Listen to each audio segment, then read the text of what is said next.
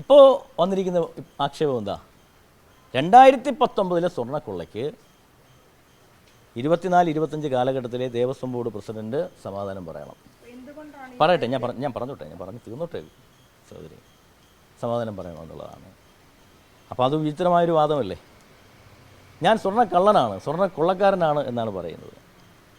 അപ്പോൾ സത്യത്തിൽ പിന്നെ വന്ന മാധ്യമങ്ങളിൽ വന്നിരിക്കുന്ന മാധ്യമങ്ങളിൽ ഞാൻ പറയുന്നത്, മുഖ്യധാര മാധ്യമങ്ങളൊന്നും വന്നിട്ടില്ല.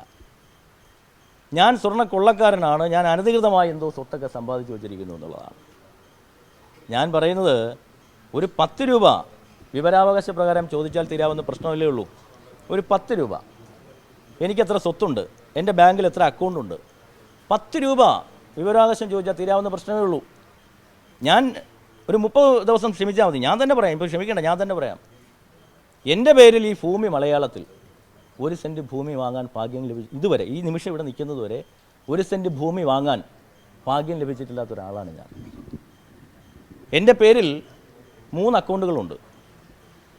ഒന്ന് കഴിഞ്ഞ 10-15 വർഷക്കാലമായി SBIയിലെ ആൽത്തറ ബ്രാഞ്ചിലുള്ള അക്കൗണ്ട്.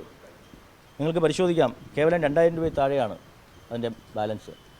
രണ്ടാമത്തെ അക്കൗണ്ട് ഞാൻ 2021 നെടുമങ്ങാട് നിയോജകമണ്ഡലത്തിൽ മത്സരിക്കുമ്പോൾ ഇലക്ഷൻ പ്രൊസീജിയർ പാലിക്കാൻ വേണ്ടി എടുത്ത അക്കൗണ്ടാണ് ഏണിക്കരയിൽ SBI അക്കൗണ്ട്.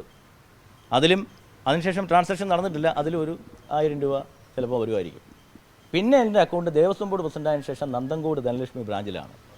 എൻ്റെ ടിയുമായി ബന്ധപ്പെട്ട കാര്യങ്ങൾ, അതിലൊരു 85,000 രൂപ കാണുമായിരിക്കും. എനിക്കൊരു TVS ജൂപ്പിറ്റർ വണ്ടിയുണ്ട്, ബൈക്ക്. എല്ലാം കൂടി എടുക്കുമ്പോൾ ഒരു 2.5 ലക്ഷം രൂപയ്ക്ക് താഴെയാണ് എൻ്റെ ആസ്തി. നിങ്ങൾക്ക് പരിശോധിക്കാം. പിന്നെ വരുന്നത് എന്താ? വലിയ മണിമാളിക ഞാൻ പണിഞ്ഞിരിക്കുന്നു. ആ മണിമാളികയുടെ പാല് കാച്ചിന് ഉണ്ണികൃഷ്ണൻ പോയിട്ട് വന്നു. ഇതാണ് ആക്ഷേപം. ഞാൻ നിൽക്കുന്നത്, ഇപ്പോൾ പ്രതിപക്ഷ നേതാവൊക്കെ പറയുന്ന അതാണ്. ബഹുമാനപ്പെട്ട പ്രതിപക്ഷ നേതാവ് മനസ്സിലാക്കേണ്ടത്, ഞാൻ നിൽക്കുന്ന പാർട്ടി, ഞാനിപ്പോൾ പ്രവർത്തിക്കുന്ന പാർട്ടി കോൺഗ്രസ് അല്ല. ഞാനിപ്പോൾ പ്രവർത്തിക്കുന്ന പാർട്ടി കമ്മ്യൂണിസ്റ്റ് പാർട്ടിയാണ്. കമ്മ്യൂണിസ്റ്റ് പാർട്ടിയിൽ ഒരാൾ പ്രവർത്തിക്കുമ്പോൾ ചില ചട്ടങ്ങളുണ്ട്. ഒരു വീട് എങ്ങനെ വയ്ക്കുന്നു, ഒരു വസ്തു എങ്ങനെ വാങ്ങുന്നു, അതൊക്കെ പാർട്ടി അറിയിക്കണം. ഞാൻ കൃത്യമായി പാർട്ടി അക്കാര്യങ്ങൾ അറിയിച്ചിട്ടുണ്ട്. 2022 എൻ്റെ ഭാര്യയുടെ പാരമ്പര്യമായി കിട്ടിയ സ്വത്ത് വിറ്റ് 2022 ജൂണിൽ ഞാൻ ഏണിക്കരയിൽ വസ്തു വാങ്ങുന്നു. ഞാൻ ദേവസ്വം ബോർഡ് പ്രസിഡൻ്റാകുന്നത് എപ്പോഴാണ്? 2023 നവംബറിലാണ്. അവിടെ ധനലക്ഷ്മി ബാങ്കിൽ നിന്ന് 45 ലക്ഷം രൂപ ലോൺ എടുത്ത് വീട് പണിയുന്നു. 1900 സ്ക്വയർ ഫീറ്റ് വീട്. അതാണ് മണിമന്ദിരം, മണിമാളിക എന്നൊക്കെ പറയുന്നത്. ഇതെല്ലാം പാർട്ടിയെ കൃത്യമായി ഞാൻ ബോധ്യപ്പെടുത്തിയിട്ടുണ്ട്. എന്നെ സംബന്ധിച്ചിടത്തോളം ആർക്ക് വേണമെങ്കിലും പരിശോധിക്കാം. പക്ഷെ ഞാൻ കള്ളനാണ്, കൊള്ളക്കാരനാണെന്ന് പറയുന്ന, ചവിട്ടിപ്പുറത്താക്കണമെന്ന് പറഞ്ഞ പ്രതിപക്ഷ നേതാവിനോട് എനിക്കൊറ്റ ചോദ്യമേ ഉള്ളൂ. എൻ്റെ സമ്പാദ്യം ഇത്രയാണ്, ഞാൻ പരസ്യമായി പറയുകയാണ്.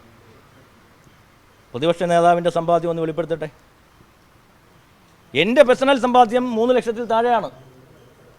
ബഹുമാനപ്പെട്ട പ്രതിപക്ഷ നേതാവിൻ്റെ സമ്പാദ്യവും വെളിപ്പെടുത്തട്ടെ. ഞാനാണോ കോടീശ്വരൻ, പുള്ളിയാണോ കോടീശ്വരൻ എന്ന് മനസ്സിലാക്കാം. അപ്പം ഞാൻ ഈ പറയുന്നത്, ഞാനാരും, ഇതൊക്കെ രാഷ്ട്രീയമാണ്, ഞാനിതിൻ്റെ രാഷ്ട്രീയമായിട്ടാണ് കാണുന്നത്. 2019 നടന്ന സ്വർണ്ണക്കൊള്ളയ്ക്ക് ഇപ്പോഴത്തെ ദേവസ്വം ബോർഡും ഇപ്പോഴത്തെ ദേവസ്വം വകുപ്പ് മന്ത്രിയും രാജിവെക്കണമെന്ന് പറയുന്നത് വിചിത്രവാദമല്ലേ? പാകപ്പിഴകൾ ഉണ്ടായിട്ടുണ്ട്, അത് സമ്മതിക്കുകയും ചെയ്യുന്നു, ഇല്ലെന്ന് പറയുന്നില്ല.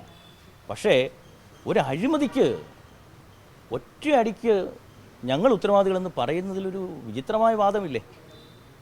അതൊക്കെ രാഷ്ട്രീയമാണ്. ആ രാഷ്ട്രീയത്തെ ഞങ്ങൾ അങ്ങനെ തന്നെ കാണുന്നു. പറഞ്ഞോളൂ.